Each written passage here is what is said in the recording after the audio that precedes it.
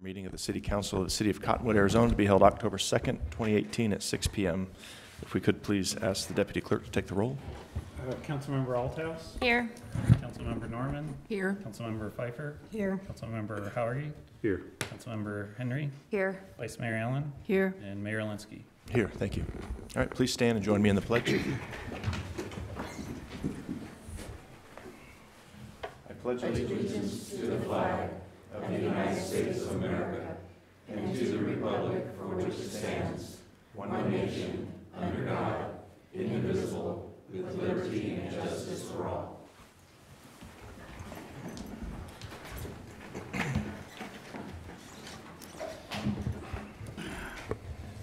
Okay, up next is a brief summary of current events by the mayor, city council, and/or city manager. The public body does not propose, discuss, deliberate, or take legal action on any matter brought up during this summary. Anyone from council have something to report? Well, we had a wonderful Verde River Day this Saturday. It was well attended. We had Chamber of Commerce weather, great food, lots of kids fishing and in the fishing derbies. So if y'all didn't make it this year, you need to make it next year. It's a lot of fun. Any other? Just one brief item. I attended, and also Councilmember Pfeiffer and Councilmember Norman were at the meeting that I attended about the Verde Connect project. This is a proposed bypass or connecting road, depending on perspective, between Cornville Road and the 260. There are different locations that are being discussed, and they're actively soliciting input and feedback. So if anyone would like to weigh in on thoughts about where the connector bypass is, would be useful, or any concerns or questions, please go to verdiconnect.com, I believe was the website. I believe so. Great. Please. Okay. On the 21st, I attended a POW MIA flag raising ceremony at the VFW, which is a beautiful ceremony. If you have not ever gone, it's in honor of those that we've lost or that we haven't recovered, and it happens every year. And I would highly recommend that you go. It's a very poignant, heart-jerking ceremony, and it reminds us of those who we've lost and those who yet need to be found. It was just a beautiful ceremony, and that's only the second or third one I've been to, and it was just very memorable. That's the only big things that I've got.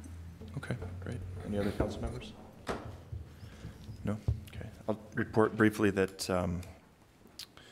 with Councilmember-elect Matthews and myself, we were able to meet the members of ITC Holdings, which is a company that's doing a pump storage project, or a proposed pump storage project on the Big Chino. So they put together a meet and greet on the Verde Canyon Railroad, and it was really ITC and Mayor Von Gossick that put this together. But it was a great opportunity to meet with those folks, you know, build relationships, learn what they want to do, and express to them how important the Verde River is to us.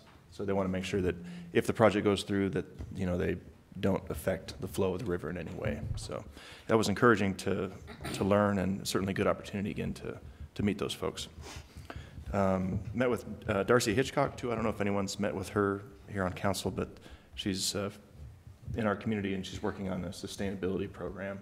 So we have a member of our Parks and Rec Commission that presented this to the Parks and Rec Commission recently to fill out some application basically to be admitted into this program where we can gain, sort of like the bicycle-friendly community, we can be a sustainable community. So this is something I'm going to bring forward to council here before too long. Project Connect, I was volunteered. Councilmember Henry volunteered as well. Project Connect is a program that happens once a year here in Cottonwood at the Mission, where stakeholders and area agencies, service providers get together in one room and try to connect those in our community experiencing homelessness with community resources to help them better themselves. So I was the greeter for about half the program, and Councilmember Henry volunteered as well. But it was good, and I believe the numbers were less this year, which is not a bad thing. But again, it's just interesting to see who comes through the door, because it would surprise you. How many people in our community that you wouldn't expect need services. So that's all I have. City Manager, do you have anything to report? Mr. Mayor, probably old news, but we're not having National Night Out tonight due to the rain. So sad. And probably current news is they looked at other nights that they could possibly reschedule it, and they just couldn't find a night that was going to work, that didn't conflict with something else. So we're going to miss it this year, but it'll be bigger and better next year. Okay. That's it. All right. Okay, we'll move on then to call to the public. This portion of the agenda is set aside for the public to address the council regarding an item that is not listed on the agenda for discussion. However, the council cannot engage in discussion regarding any item that is not officially listed on the agenda for discussion and/or action. And comments are limited to a 5-minute time period. If there's anyone in the audience tonight that would like to address the council, there are yellow forms in the back. This would be your opportune time to address us. We do have one gentleman this evening who would like to address council, Mr. Christopher Evans. Are you in?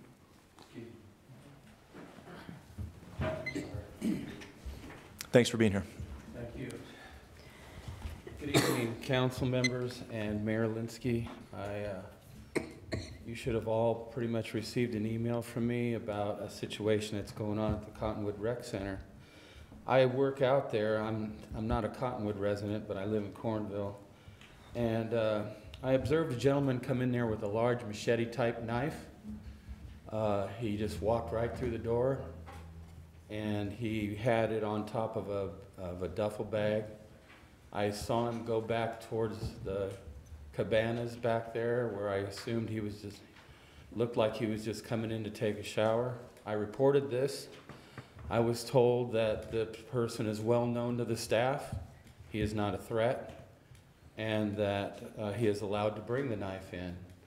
I was also told that by the person at the counter that due to Arizona law, they couldn't restrict weapons coming into a public building. I've had a conversation with Mr. Bartosh here, and he put me up on a couple of things. He told me that that state law states that if a municipality is going to restrict weapons into a city-owned or a municipality-owned building, that they have to provide secure location for them to store those weapons. Well, I observed today that there are lockers currently at the rec center that are not being used, that are perfectly sized for a weapon, and they have locks on them. So I'm asking that those lockers be relocated to the front part of the gym, and that the gym adopt a policy of requiring persons that bring guns into the work center, which I have been told that quite a few people do, that they be required to secure those weapons. I was quite shocked to find out that this does happen on a regular basis, and you know, I know that the rec center has a little bit of an uncertain financial situation going on right now, and I just don't think the city would like to, you know, put itself up to a liability should a tragedy happen. So I'm asking that those lockers be moved to the front of the gym. There's 20 of them. They're down the hallway, right across from where you turn to go to the pool. They have signs on them right now that say like Apple and Samsung, and I think they were originally used to lock up cell phones, but I don't think people really use those lockers like that anymore. And I think they would be a perfect solution to what I think is a serious problem. Thank you for hearing my concern. Thank you, Mr. Evans, for coming in tonight. That's right. I'm sorry? Oh, I'm hearing voices. Oh, okay, sorry. Is there anyone else here tonight that would like to address the council? No? Okay.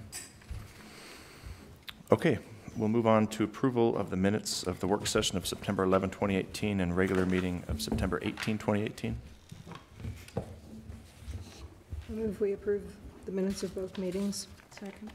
Okay, Councilmember Pfeiffer made the motion, Vice Mayor Allen seconded it. All in favor? Aye. Any opposed? Okay. Minutes are approved. And now we roll into unfinished business. We have, I believe, 5 items under unfinished business tonight. First one is ordinance number 635, amending the city's zoning ordinance by deleting section 408, outdoor lighting code in its entirety, and adding a new section 408, outdoor lighting, second and final reading. Mr. Ellis, evening. Good evening. Thank you, Mr. Mayor, Council. Scott Ellis, Community Development Department. Ordinance 635, just to redo the outdoor lighting code to be dark sky compliant, so we can be designated dark sky town, city. It's been no changes since the first reading. No comments, concerns, questions, or anything from the public. So any questions from council? Any questions from council? No? Okay. Certainly went over this at great length, and I feel like it's a good move. Yeah. Make a motion? Sure. I move to approve ordinance number 635. Second. Okay, Vice Mayor Allen made the motion, and Councilmember Norman seconded it. If we could have a roll call vote, please. Councilmember Althouse. Yes. Councilmember Henry. Yes. Councilmember Hawargy. Yes. Councilmember Norman. Yes. Councilmember Pfeiffer. Yes. Vice Mayor Allen. Yes. And Mayor Linsky. Yes. Motion passed. All right, Deputy Clerk, please read ordinance number 635 by title only. Ordinance number 635, an ordinance of the mayor and city council of the city of Cottonwood, Yavapai County, Arizona, amending the city's zoning ordinance by deleting section 408 outdoor lighting code in its entirety and adding a new section 408 outdoor lighting. Mr. Mayor. Okay, next is ordinance number 646, amending the city's zoning ordinance to allow RV parks as conditional uses in the GA, which is general agricultural, CF community facility, AR43 agricultural residential, and AR70 agricultural residential zones. Second and final reading. Thank you again, Mr. Mayor. You'll get to see a lot of them tonight. That's all right. Kind of a housekeeping item, again, adding RV parks as conditional use in several zoning districts that currently allow campgrounds. We found RV parks are defined in the ordinance but don't specify their use anywhere. So again, there's been no changes, questions, concerns, anything like that since the first reading. Okay. Any questions, further discussion? No. Nope. Do I hear a motion? I move to approve ordinance number 646. Second. Okay, Councilmember Althouse made the motion, Councilmember Henry seconded it, and Deputy Clerk, please take roll call vote. Councilmember Althouse. Yes. Councilmember Henry. Yes. Councilmember Hawargy. Yes. Councilmember Norman. Yes. Councilmember Pfeiffer. Yes.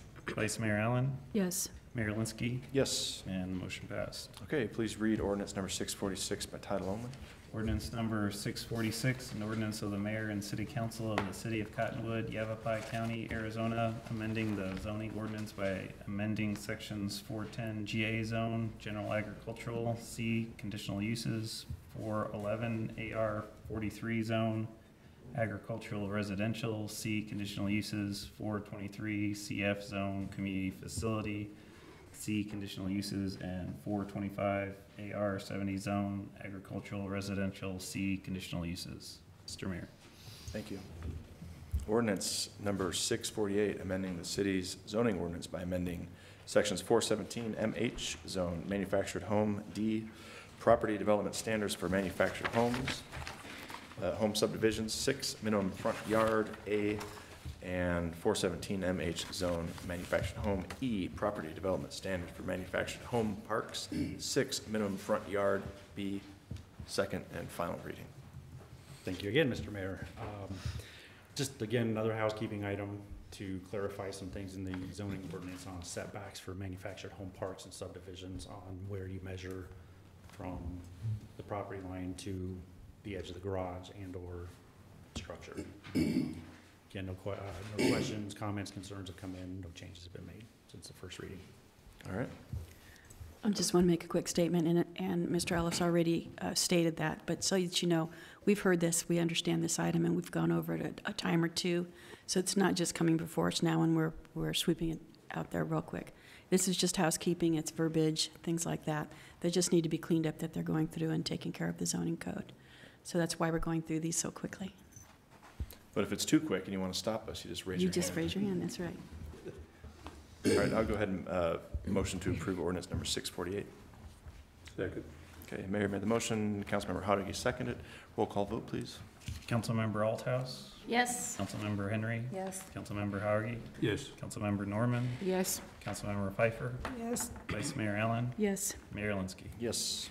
And motion passed. All right, please read ordinance number 648 by title only.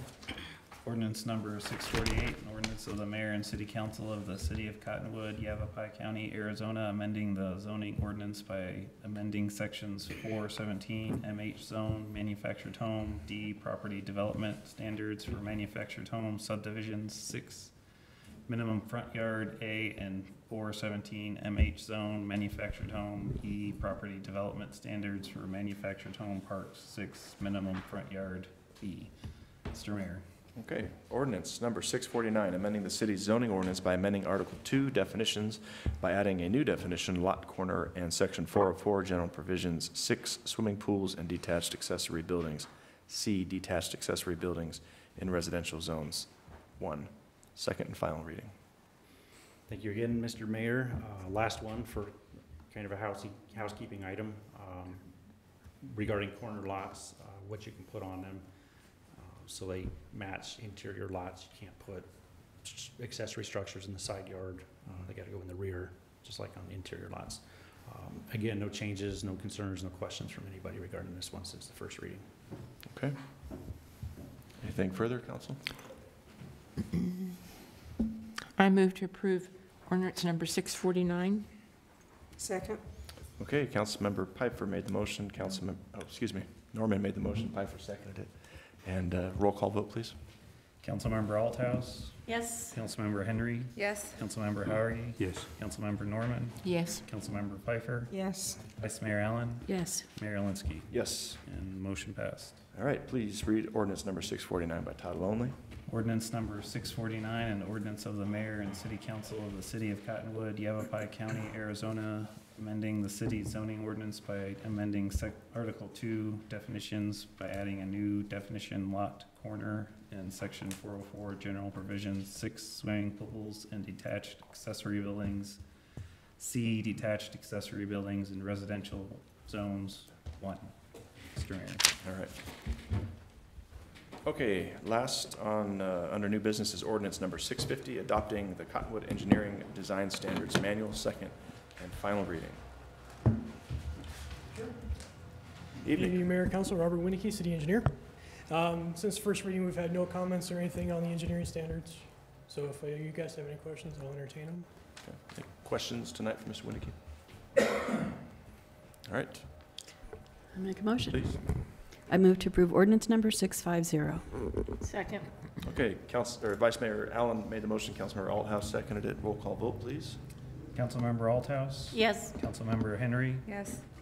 Councilmember Hauge, Yes. Councilmember Norman, Yes. Councilmember Pfeiffer, Yes. Vice Mayor Allen, Yes. Mayor Linsky, Yes. and the motion passed. All right, please read ordinance number 650 by title only. Ordinance number 650, an ordinance of the mayor and city council of the city of Cottonwood, Arizona, adopting the certain document titled Cottonwood Engineering Design Standards Manual. Mr. Mayor. All right, thank you. Thank you.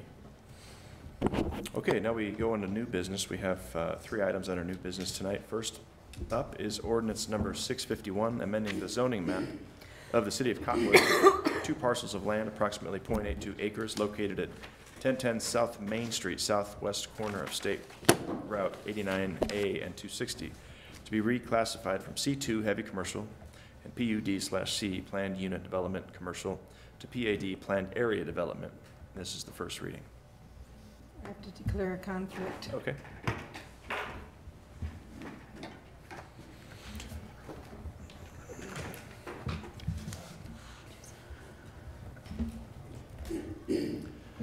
Welcome back. Thank you, Mr. Mayor, once again, council. This is a rezone request for 2 parcels of land on the corner of State Route 89A and 260 for a Starbucks.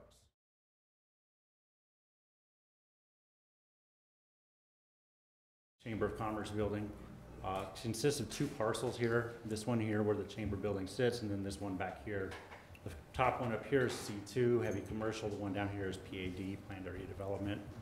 May sound a little confusing going from PAD to PAD again. However, PAD rezoning requires a master development plan specific to that project. So even though That parcel there is PAD. It needs to be rezoned again to PAD to accommodate this project and this master development plan. So hopefully that makes sense. If not, I can answer any questions.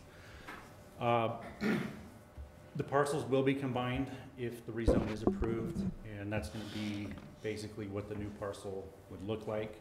A lot of this out here is an easement. You were given this evening a new legal description and survey. There were some typographic problems with the easement being called parcel number 2. Now it does say parcel 3, but there's only 2 parcels. There's not 3 parcels. So parcel 1 here and parcel 2. Again, they'd like to rezone from C2 and PAD just to a single PAD. The parcels, when combined, would be approximately 0.82 acres. They'd like to construct a 2,200 square foot drive-through coffee shop. The rezone is in conformance with the general plan land use category, which depicts the 2 parcels. One is GC, general commercial, and the other is PLD, plan development. Both of those fit within this proposal, so there's no need for a general plan amendment on this one. Again, this is just a copy of the land use classification. This one up here is the general commercial. This one here is a PLD, plan development. There's 2 frontages along the major highways on State Route 89A and 260 on the southwest corner there. They're not going to have any new access drives, no new entrances off the highways. There's existing driveways a little bit to the west and a little bit to the south of the property entrance there. They're going to use those existing driveways. Then they're going to have off an easement access road within the properties, private easement access is where they're going to actually get to the property, into the parking lot and the drive-through. The drive-through is going to wrap around the building adjacent to the highway frontages. There's going to be a low screen wall and landscaping that's going to provide a buffer from headlights as traffic goes through on the highway and through the drive-through. Total of 25 parking spaces are required. They can only provide 24. However, there's a provision in the parking ordinance that allows them to request up to a 10% reduction. In this case, they don't need 10%. They just need 1 space. They'll be required to do that through the community development director and get approval. They're also going to construct a new right turn lane on eastbound State Route 260, and that's going to meet ADOT traffic mitigation requirements. There's been back and forth correspondence. You should have a copy of all of it. ADOT gave them some options to accommodate, and this is what they chose. If they do this, they don't need to provide a traffic impact analysis any longer. There are representatives from ADOT here that can go into more detail on that if needed. Project was reviewed on September 10th at a special meeting for the Planning and Zoning Commission. It was recommended approval to City Council by a vote of 4-2, 4 in favor, 2 not in favor. 1 commissioner had to declare a conflict. The design review portion was also heard at that time. The commission did unanimously approve the design review portion of the project. That's the site plan. Kind of give you an idea. Here's the southern entrance. Here's where the right turn lane is going to come. After you make the right-hand turn lane on the 260, it's going to go right here, come to the south entrance to here, most commonly known as the Home Depot entrance. Then there's going to be a driveway entrance into the property. The drive-through, again, is going to be here, adjacent to 260. There's quite a bit of landscape buffer there. Wrap around adjacent to 89A. And again, there's going to be landscaping and a screen wall here to help screen that.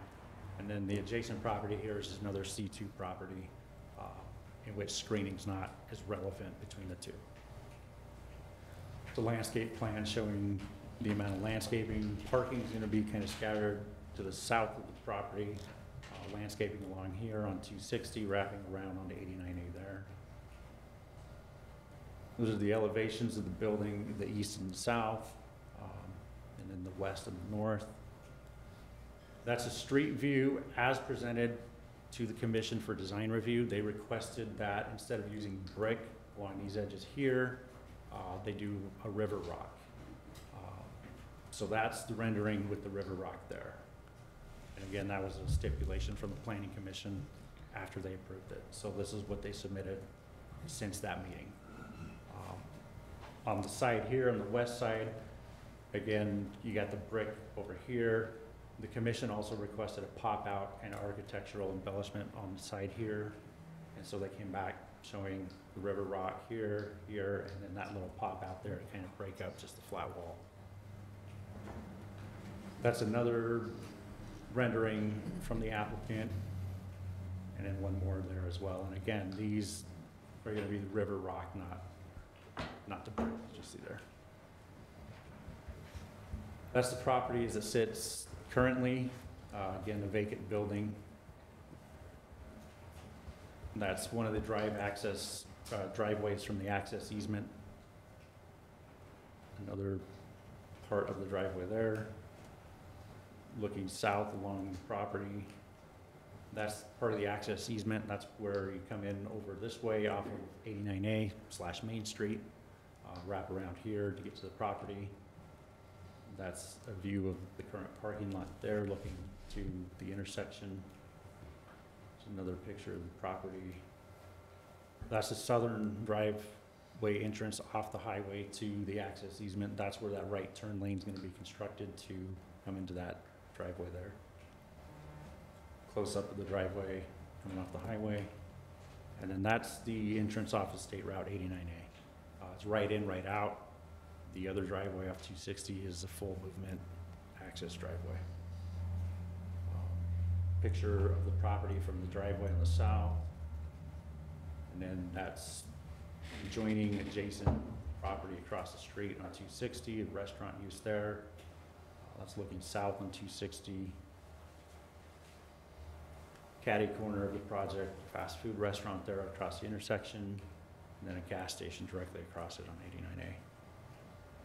That's looking towards the west, northwest on Main Street, 89A. Again, there are representatives from ADOT here to answer any traffic mitigation questions. Our city engineer is here as well. The applicant is here to answer any project-specific questions, and I can answer any questions you may have as well. Okay. Do we have any questions for Mr. Ellis? Not for Mr. Ellis, no. Okay. Well, how about we have the project developer come up if they would like to and make a presentation.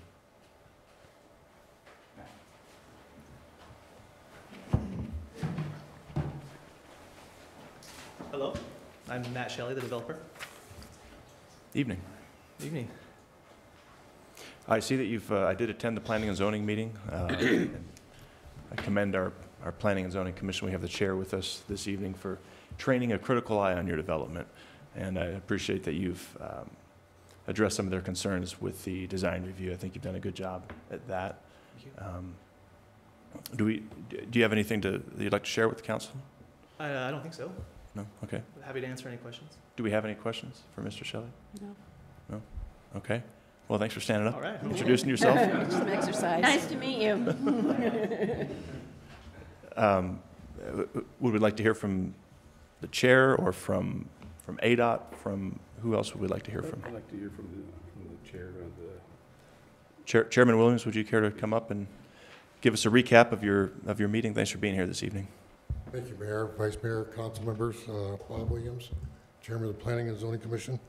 The 6 members that voted, were able to vote on this, were all concerned about the traffic congestion at that intersection that was brought up, and it's not going to get any better. One of our major stipulations in our approval and recommendation to you all was that the zoning be subject to all ADOT and city staff approvals and permits. Unfortunately, at our meeting, we didn't have the benefit of an ADOT representative to talk to us about any maybe future long-term plans for this, alleviating this problem at the site. We wish we'd have been there. However, we did all agree, voted 6-0, that the proposed development is a quality project. It's well designed for this problem site and meets the standards of new development in the city. The 2 commissioners voting against this recommendation were based on some valid facts. It will create additional traffic impact, as any development would. They were concerned, as we all were, that ADOT did not send a representative after several requests by our staff to attend our meeting, and they felt that more study needed to be done with the traffic situation before approving any development of this site, because once it's approved and built, that door is going to close up pretty much for if anything's going to ever be used by this site. The 4 commissioners that voted for approval, including myself, though recognizing the current and future increased traffic problems, believed, again, it was a well-designed project, well-suited to the site, adheres to the city's general plan encouraging infill projects, and did not create this existing traffic problem. And unless the city or ADOT wants to proceed with condemnation and purchase this property, it will be developed as something that will create traffic. And also, one of the comments by one of the commissioners that this will be only one of, say, 6 different coffee sites in the city. It won't be the only one, and they're going to keep their store open in Safeway as well. As far as my personal vote, was also influenced by the fact that ADOT controls this intersection, not the city. You can have input, and but you know the final decision is theirs of what's going to happen. And unfortunately, any viable ADOT plan takes years, not months, to culminate, and it's a problem. Starbucks estimated to us that the new store will generate between 200 and 500 customers a day, a number of whom will be probably ride-sharing, and some even on bikes. The average traffic count at this intersection, based on testimony of the city engineer, to us is approximately 21,000 cars per day, with peak traffic in the late afternoon hours. Starbucks anticipates that their peak traffic will be in the morning drive time hours. The traffic generated by this project, therefore, would only be at maximum a 1% to 2% effect on the overall impact on this, it would appear to us. On June 18th, ADOT issued a letter to the developer, as Scott has told you, waiving their traffic impact studies if the developer would agree to grant that right turn lane dedicated into the Home Depot from the intersection, which will help people get into that development as well as the Home Depot. The developer stated they would agree to that, and it is part of their master plan, which they must adhere to get this zoning. Unfortunately, it appeared to us, at least to me, that the ADOT and the city have, ever since I moved back here 14 years ago, have been only given lip service to this problem, alleviating this intersection. It's not going to get any better. They're going to start directing Sedona traffic up 260 when it gets completed, which is very quickly now. But it's been over 14 years, that I know of. And finally, in my mind, should a property owner be held hostage and hindered from developing or selling their property due to a government failure to act, and to have to wait for some unknown study that may take years to complete or implement, if ever. That was the reason for my vote, among other things, to say, yes, this should be approved. Any questions? I'd be happy to answer from our standpoint. No questions? Hopefully that'll give you some more insight. Thank you. No, that's very, very thorough explanation. Thank you for being here tonight. Thank you. Appreciate it. Thank you, Mr. Williams. All right, so we have folks here from ADOT, and I don't know who they are, but if you would mind coming up and introducing yourself. Mr. Mayor, if I might. Yeah. Robert Winnicke, City Engineer. We do have 3 representatives from ADOT here tonight. We have Audra Merrick, who is the District Engineer for the Flagstaff District. We have Scott Beck, who's a Transportation Engineer with ADOT from Phoenix. And then we have Nate Reisner, and Nate's title's recently changed, so I don't recall off the top of my head what exactly it is. But we do have 3 representatives here tonight. Great, that's Okay. great. Well, how about we ask all 3 to come up?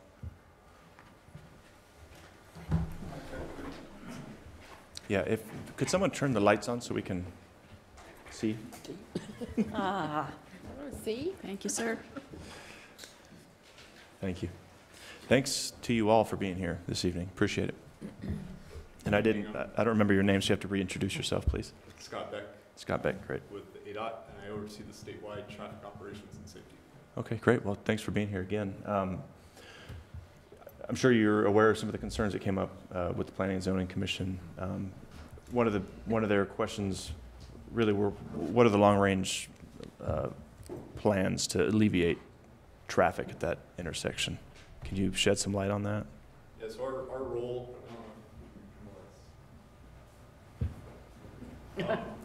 our role when we evaluate developments like this is we look at what the impact is, what's the delta or the change in traffic operations and traffic safety. So when we looked at Starbucks is on the corner here. What we were looking at is what are the impacts to the driveway and to the signal adjacent to it that Starbucks would be responsible for and we would want the developer to mitigate. Mm-hmm. So because the site is within an existing development, we've got 5 access points. The 2 closest obviously are where most of the traffic would be headed, but there are through the shopping center some alternate routes. Based on national studies, I got the graph down there, and if you want me to go into the specifics, based on the size and the land use being a drive-through coffee shop, in the peak hour we anticipate about 200 trips. Now in our lingo, a trip is both in and out. So in counts as 1, out counts as 1. So 200 trips in the peak hour, we'd be looking at about 100 vehicles spread across those driveways. Now Starbucks being what they are, coffee shop, it's an intermediate pass-by facility. So really their customers are on their way usually to somewhere else. You stop by Starbucks on your way to work, you stop by Starbucks on the way home. So those 100 trips that we're anticipating in the peak hour, only about 50 of them, or 50% of them, do we anticipate being new trips. That would be additional cars to the adjacent intersection. So when we're looking at mitigation, especially in this particular instance, we're looking at about 50 cars an hour to that signal. If you look at signal timing, that's about 1 every cycle that you're waiting at, red to green to red. You're looking at about 1 additional car. So we didn't see that big of an impact in terms of the delta over what's existing out there today. In terms of the driveways, that's really what we did focus on. The northern one on 89A is already a right in, right out. It's within a right turn lane. It's already a deceleration. From a traffic safety perspective and operations, we didn't see that there needed to be anything done on the 89A driveway. On the 260 driveway, we recommended that they did provide a deceleration and right turn lane to get the additional traffic out of the main line. Mm-hmm. And so that was our recommendation back to the developer. Okay. May I ask a question? Yes, Just please, briefly? absolutely. And I was trying to follow that 1 car per signal, et cetera. Can you explain what that means as far as time impact or even traffic impact? What does 1 vehicle per signal really mean for the driver? So our signal cycles are usually about, I'll just estimate, I don't know off the top of my head, but I'd just say 90-second signal cycle. So if we're looking at 50 additional cars per hour, they're coming from, it's a 4-way direction, so maybe 10 per direction per hour. We're really looking, when you're sitting there and you've got your green light, we're estimating maybe 1 additional car in front or behind you. What that does for level of service, we did not get to the point where we accepted the analysis done by the developer, but I would anticipate that being negligible. If it's a certain delay or level of service that you're used to at that signal, you wouldn't see a difference based on Starbucks, the Starbucks development. At peak time. At the peak time. At the peak time. Okay. And what does ADOT consider the peak time? Typically for a development like this, peak time would be in the morning, so between 7 and 9 in the morning. I'm just concerned because we've got our high schoolers. I mean, this is a pretty busy intersection, and there's been quite a bit of community input as far as delays, traffic backing up. And I appreciate our chairman's comments about, well, this is an ADOT controlled intersection, but it's our law enforcement and our first responders who would be responding here. So is there anything else that you can share about any of the backup into other lanes that may not be addressed by that right turn lane? Yeah, so we evaluated this based on our permitting process. So to allow a new development to encroach on what we call an encroach on the right of way, but basically to have a driveway, we evaluate what that change in traffic would be, or what the impact would be on our facilities. We did not do an extensive study as part of this to the 260-89A intersection. If that's a concern of the council, we can certainly, just between the agencies, we can go back and look at that. But I don't think it really impacts Starbucks development. And you're also using current traffic numbers, or are you using, is ADOT using projected numbers, and if so, projected to what date? Development this size, we would only project 1 year. Okay. So basically existing conditions. Please. A little levity. I think you may be underestimating the passion of coffee drinkers in our little community. So we get that a lot with Starbucks. We get that a lot with In-N-Out, and we get that with some of the other ones. The issue that we really see on those, and I don't want to downplay that, but the issue we really see is with the drive-through. Usually the queuing on the drive-through backs up. The benefit we have with this is that's going to be internal to the site. It won't be on 260 or 89A. So especially in the first couple opening weeks, I wouldn't doubt that you guys see some traffic issues with the queuing, but it'll probably be internal to the shopping center. Okay, I had one more question. The driveway that you're showing there is the only driveway that I had concerns with, because as somebody was speaking to me earlier today, when you try to make a left out of that driveway, you're taking your life in your hands. You had to have beat this horse dead, but just to give me some clarity, is it possible to make it a right turn, right in, right out? Because making a left out of that driveway right there is such chaos, and especially when it comes to school in, school out hours, and you're going to hit coffee both those times. We did look at that. We pulled crash data for the last 5 years. We only saw 1 or 2 crashes that were attributable to turning left out of that driveway. I think the one benefit you have is, if we go back a slider to 1 more. Making a left out of that driveway gets you to the signal. You can also do the same thing going up to 89A and making a right. Gets you to the same location.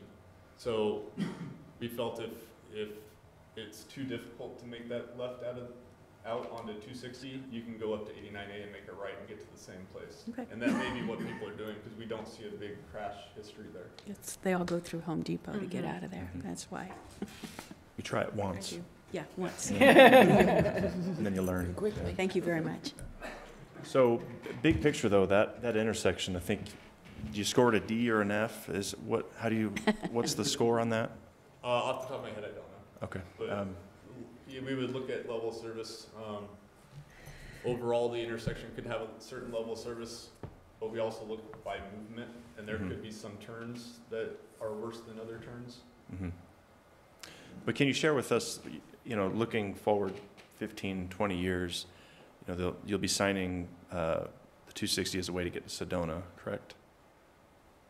That I don't know. Okay. That's what I've heard, that they'll be signing. That's the rumor. Yeah. So we anticipate there'll be a lot more traffic just based on that signage. And of course, we're growing like everywhere else. But what are some of the options that we have to alleviate traffic? And increase safety in that intersection. So- Has ADOT looked at that long range? Me personally, I don't know. Audra, do you know? Okay. So good evening, Mayor, Evening. members of council. My name is Audra Merrick. I'm the ADOT North Central District Engineer. And so there is a high need at this intersection. ADOT is aware of that. Back in 2016, fall of 2016, there's a Verde Valley Transportation Master Plan. There was a corridor profile study that ADOT completed this last spring. Both those studies have similar results, that there needs to be further analysis of this intersection and determine really what those improvements are. We're well aware of that. Spring of last year, 2017, and again, spring of this year in 2018, the North Central District, there was an internal call to projects for studies, and the North Central District actually applied for a study for this intersection. It's highly competitive. Unfortunately, we didn't get it. We did have a letter from, actually it was Robert, I believe. We did have a letter on each of those submittals from Cottonwood, and we appreciate that. I do plan on submitting that again this spring, assuming that the internal call for projects come out. And I will ask Robert or someone from the city to supply a support letter for that as well. Some of the good news is this intersection location is identified in our P2P process. And what that is it's a data-driven process that puts projects into our 5-year plan. And so this is in there. It is a higher priority for the district, and we do have a rather large district. And lastly, our 5-year plan does have a public component to it. It has public hearings. Generally, there's a public hearing in Flagstaff and one in Phoenix at least, maybe 2 in Phoenix. I think there's 2 to 3 hearings. Those will come up this spring. And so part of the public process for those of you that are interested is come to those public hearings and speak on behalf of some of these projects that you're interested in, specifically this intersection. So I encourage those who are interested to come do that and help us help you. Okay. Just a quick question. Of that 5-year plan, where are we in that right now? I mean, how This far? project is not identified in the current 5-year plan. It's not identified in the current No, 5-year it's in the, we call it the P2P process, which is a data-driven process that creates the projects for the 5-year plan. Okay, I misinterpreted. That 5-year plan, we revisit it every spring. Okay. And there's usually 2 to 3 public hearings in the spring. It's usually adopted in June and becomes effective July 1 when the governor signs it. Okay, thank you. And so I'd be more than happy to get that information to Robert. It is online. I did look it up prior to this meeting, and it doesn't identify yet those public hearings for next spring. But generally speaking, there's usually 1 in Flag and at least 1 in Phoenix. Thank you. I think naturally we're all concerned about the intersection. I think it's easy for us to think the solution is to purchase the property and use it for additional lanes of traffic. But I guess, I mean, if that were on your radar, I'm assuming that you would have maybe looked at this more critically or even considered purchasing the property or working with the city to purchase the property, or at least it seems like, based on your analysis, that you're really not that concerned about this development adding much more traffic. And I mean, are there other solutions? I guess, you know, our concern, of course, is once we move forward with the zone change and the project rolls forward, that will be extremely limited on what we can do in that intersection. But should we be as concerned? So I think you had a few questions there. Let Yeah. me see if I can kind of grab a few of them. Okay. So essentially, both of those studies that I mentioned earlier, we do need to look down and analyze that intersection some more. Some of the items that have come out of those studies should not impact this parcel today. Okay. Going through our permit process, as Scott already pointed out, that those mitigation measures are in place for this development. Okay. All right. So, excuse me, these meetings where the public can go and comment, where will they be held at? Well, I did check the schedule for this spring, and it's not posted yet, but historically, there's usually a public hearing in Flagstaff, and historically that's been May, but last year it was April. And then there's usually a one or two public hearings in Phoenix. And what those are is we'll publish a tentative 5-year plan and we'll put it online. And then we have a public hearing where the public can come in and make comments on the tentative plan. Either we like this, keep it in, or we want something else. So it just seems to me, since this project is going to be here in this community and impact this community, that it might be a good idea to have a hearing, a meeting here in this area. I mean, going to Flag to me is a pain. I was born and raised up there, so as far as I'm concerned, it's a good place to be from. And I'm not crazy about going to Phoenix either, you know.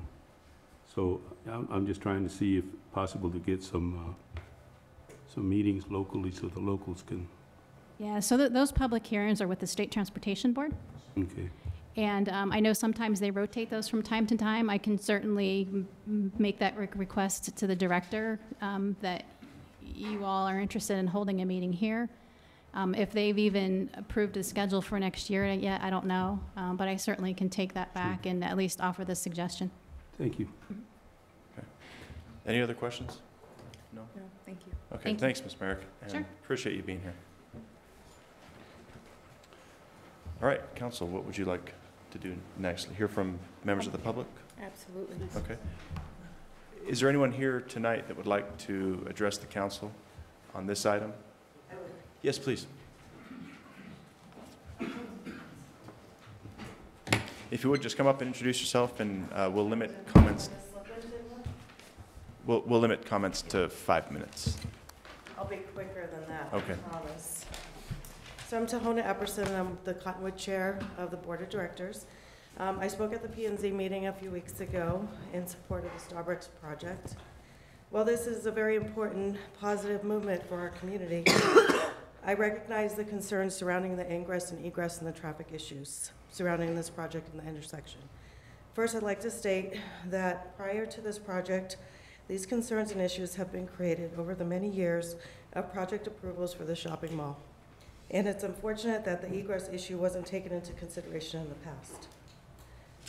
I believe that with this project, the developer and Starbucks have the resources and the desire to work with the city and ADOT to help improve this intersection, whereas the chamber would not have had the resources to do the same. Also, if this project doesn't happen, a potential different buyer may not have the same requirements by ADOT to help improve the intersection the way it is. We have an opportunity to bring growth to the community and some improvement to this intersection. The plan and vision that Starbucks has for this corner is going to make this a beautiful gateway into Cottonwood. I would ask that the City Council support this project and allow Starbucks to move forward. Thank you. Thank you for being here. Any other folks here tonight? Yes, sir.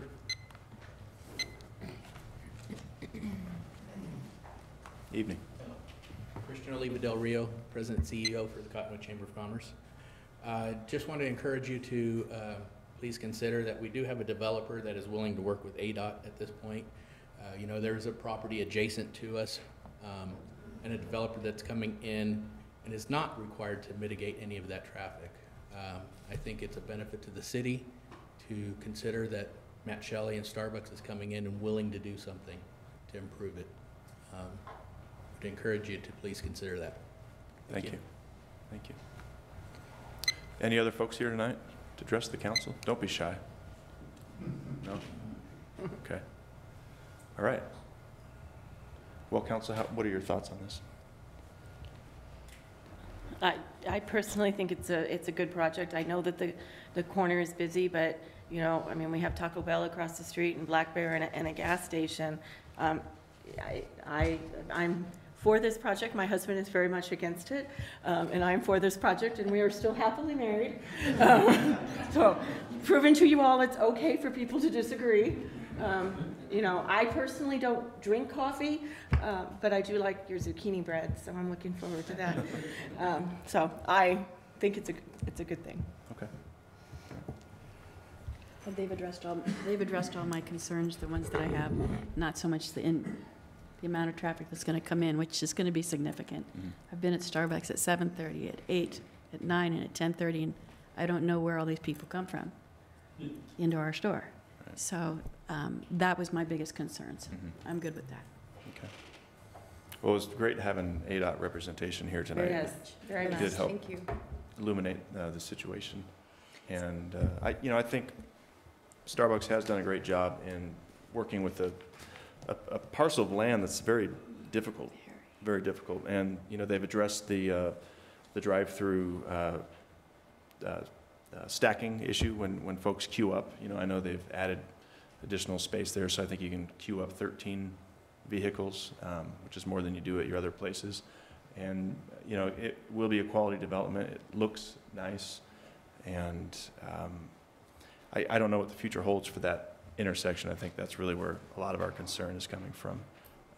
But it's, it won't be isolated just to that intersection. We're going to have to think much more regionally about how we're going to move traffic from point A to point B. And I don't, as the chairman said, I don't think it's fair to hold one developer who's coming in with a quality project hostage for a situation that's been building for years. And I second that, and I appreciate both Chairman Williams and our Chamber of Commerce President Epperson for highlighting the fact that we've had traffic issues historically at this intersection. I also appreciate ADOT highlighting the fact that this will add, but it's not anticipated to add at the level that one might think or expect. So I appreciate that information here tonight. And I agree, I support this project. One thing that really resonated with me, though, 2 weeks ago, I went and tried a new exercise class up in Flagstaff at the sawmill, whatever it's called, and there is a Dutch Brothers there. And so when I got out of my class, I thought, I'll stop for coffee. Well, the line was, I think, around 2 different turns in that complex. And so Dutch Brothers' solution was to have an employee with an iPad out taking orders to try to get traffic through, which seemed a little dangerous for her as an upset driver went into the oncoming lane at a higher rate of speed. And there are some issues. What I would hope is that, the parties will move forward proactively in the future once the business is open to try to address any traffic concerns and issues that we're having inside that development.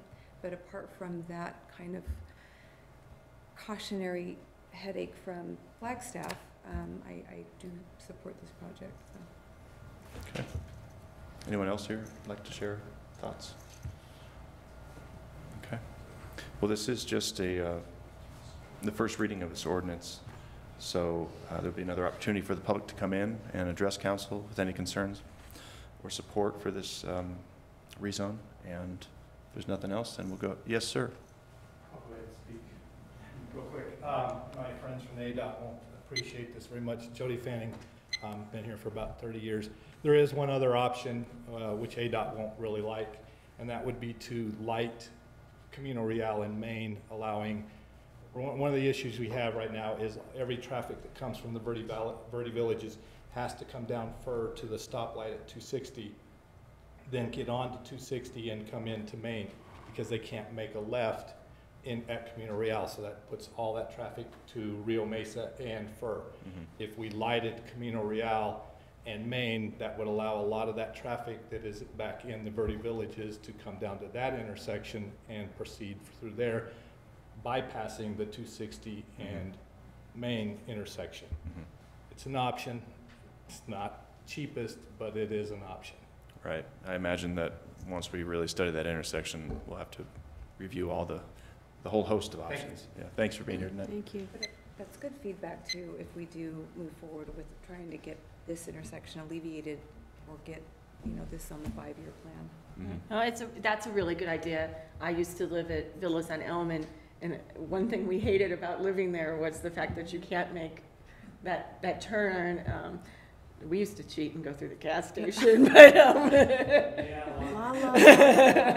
hey, it doesn't say you can't make a left out of the gas station. I'm just saying. But that's a really good idea, Jody. Thank you. And if there's anything that this council can do to assist ADOT with a letter of support or anything, please let us know. Yeah, thank you.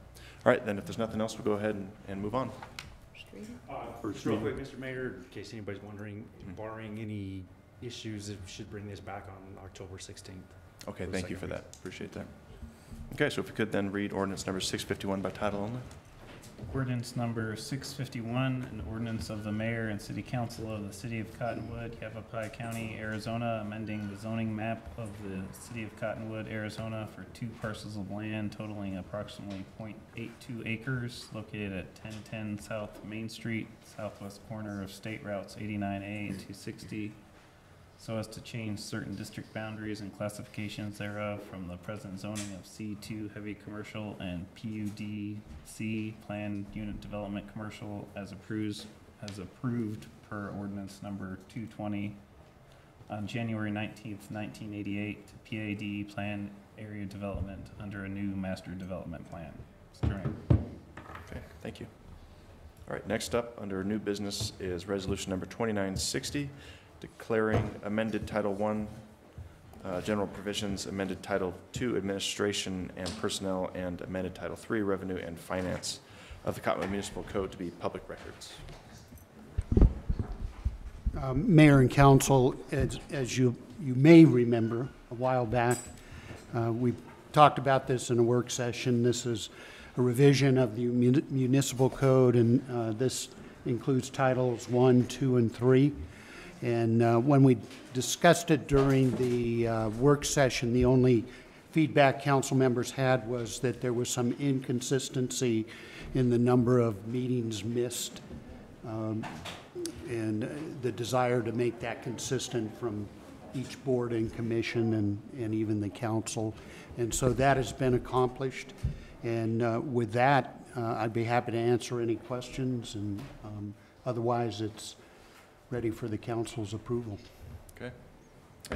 Any questions from council on this? Okay. All right, I would motion to approve ordinance number 2960. Second. Okay, Mayor made the motion and Councilmember Henry seconded it. Roll call vote, please. Councilmember Althouse. Yes. Councilmember Henry. Yes. Councilmember Hauge. Yes. Councilmember Norman. Yes. Councilmember Pfeiffer. Yes. Vice Mayor Allen. Yes. And Mayor Linsky. Yes. And the motion passed. All right, then please read resolution number 2960 by title only. Resolution number 2960, a resolution of the mayor and city council of the city of Cottonwood, Yavapai County, Arizona, declaring Title I General Provisions, Title II Administration and Personnel, and Title III Revenue and Finance of the Cottonwood Municipal Code to be a public record. Mr. Mayor. Okay.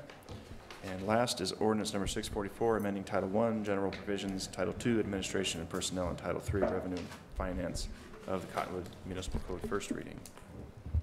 And again, Mr. Mayor and council members, this is just an ordinance, again, accepting the changes to Title I, 2, and 3 of the municipal code. Okay. Any questions? No, I'm glad Discussion? we're updating. Okay. That's excellent. All right, first reading, so no action, but please read ordinance number 644 by title only. Ordinance number 644, an ordinance of the mayor and city council of the city of Cottonwood, Arizona, amending Title I General Provisions, Title II Administration and Personnel, and Title III Revenue and Finance of the Cottonwood Municipal Code. Mr. Mayor. All right, next is claims and adjustments. Move we pay the claims and adjustments. Second. Okay, Vice Mayor made the motion, everybody else seconded it. Councilmember Henry seconded it. All in favor? Aye. Aye, any opposed? Okay. Motion to adjourn? Second. Okay, Councilmember Aldhouse made the motion, Henry seconded it. All in favor? Aye. Any opposed? All right, we'll adjourn. Thank you.